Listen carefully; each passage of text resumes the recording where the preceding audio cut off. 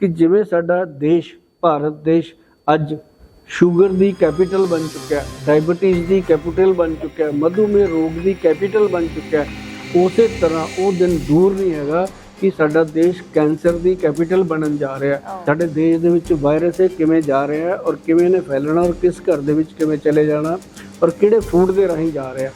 और इहनूं इन्ना ज़्यादा एक्सप्लेन मेरे तो होना नहीं, ना मैं करना किसी नाल।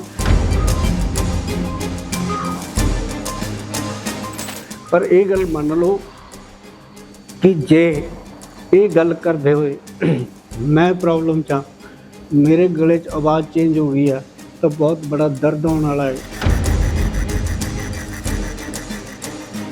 और अपना देश कैंसर दी कैपिटल बनन जा रहा और ये वास्ते तो बचन वास्ते तुहाडे लई परमात्मा ने बहुत बड़ी चीज़ दी हुई है।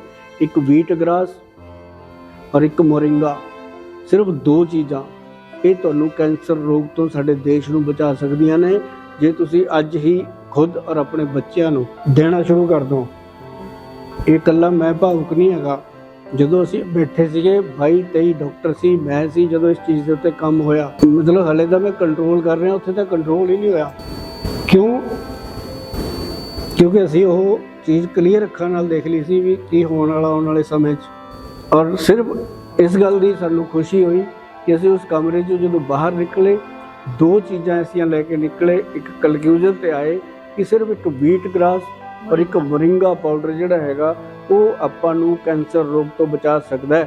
उन्हां लई नहीं हैगा जिन्हां नूं कैंसर हो गया, उन्हां लई है जिन्हां नूं हले होया नहीं। और जदों ना आपां कहंदे ने दुख में सिमरन सब करें सुख में करे ना कोई, जो सुख में सिमरन करे दुख काहे को होए। मतलब रोग आउण तो पहले ही उहदा प्रिकॉशन तुहानूं दस चलिया मैं, इहनूं आपदे कोले नोट कर लो।